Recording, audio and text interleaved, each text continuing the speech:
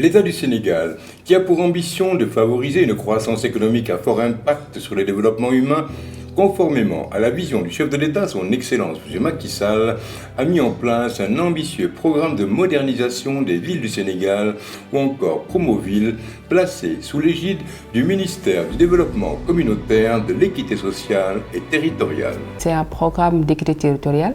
L'équité territoriale qui est un concept qui est cher au président de la République Macky Sall, qui a bien voulu mettre en place ce programme au bénéfice des populations. Alors le programme Promoville réalise essentiellement de la voirie, mais également de l'assainissement eau pluviale et intervient en milieu urbain. Donc qui connaît le milieu urbain, c'est que la plupart des zones ont des difficultés liées à la gestion des eaux de pluie et que les populations rencontrent d'énormes difficultés pendant l'hivernage. Mais bu masaan nawet jot ñi fi jege ñëpp dañuy abandonné seeni kër. soo demee dëkk ba def say provision ba war a ñëw sax taxi boo jël day bañ du fi jaar ndax bu fi jaaree day ngiro. ndox maa ngi nii daf ñu daan wër bu guddee du ñu dégg dara ay mbott ak lu nekk. commencé woon taw du ñu nelaw dañuy nekk ci ndox bi ba ay 3 heures du matin pour ñu bañ ndox mi dugg suñu biir kër yi. dama doon jóge unité 3 ñëw ba si station bi si biir ndox bi laay xuus ndox bi dalay yegg si ndigg. Il fallait faire des détournements, des contournements pour rentrer dans la mosquée. Il aura fallu beaucoup de travail et de savoir-faire. Assainissement, voirie, éclairage public profitent aux usagers qui dorénavant circulent dans un environnement largement amélioré.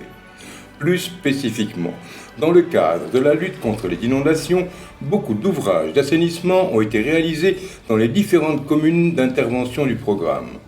Que ce soit dans les villes de Thiès, de Mbour et de Guédiawaye, des stations de pompage de dernière génération ont été réalisées pour mettre fin au calvaire des inondations. Nous avons la station avec une bâche de pompage qui est profonde de 6 mètres avec 2 compartiments ayant un diamètre de 4 mètres.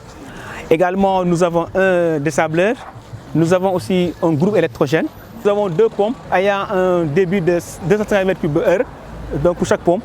Et quand on actionne les 2 pompes, là nous n'avons pas de problème. Au bout de 3 heures de temps, nous parvenons à évacuer toutes les eaux. Là, nous avons 2 pompes à eau d'une capacité de 250 m3/h. Donc, si on reçoit plus de 3000 m3 d'eau, la station est capable de pomper les eaux sur environ 5 heures à 6 heures de temps. Et ça a été l'une des plus belles réalisations de Promoville à Thiès, qui vraiment a réussi à régler définitivement cette question des inondations. Dans la ville de Matam, la situation était différente pendant l'hivernage. La topographie même de la région que traverse le fleuve Sénégal nécessitait de faire preuve d'une grande ingéniosité en construisant une digue protectrice. Matam, pendant les périodes de crue, souffrait beaucoup parce que le spectre des inondations nous empêchait de dormir. Depuis des décennies, on attendait cette digue de protection. La fonction principale, c'était d'empêcher la crue qui venait chaque année, donc à partir du Nawel vers Matam, pour inonder le stade de Matam, certains quartiers comme Gorel Seri. Donc nous avons effectivement dû mettre en place un remblai qui a constitué la digue et la protéger pour que, effectivement, on n'ait plus de crue au niveau de Matam. Digue bi bu ñëwee ba léegi alhamdulilah ñu ngi sant Yàlla. Oui, yoon bi moom daf ñu arrangé ci lu bari ndax ñun fii bu mbusaan taw dañuy kii sax suñu kër yi yëpp dañuy kii quoi dañuy daw ndox moo ñuy sonal mais avec pont bi moom alhamdulilahi rabbil alamin ñu ngi sant Yàlla trop way yokkute rek lañ ci gis.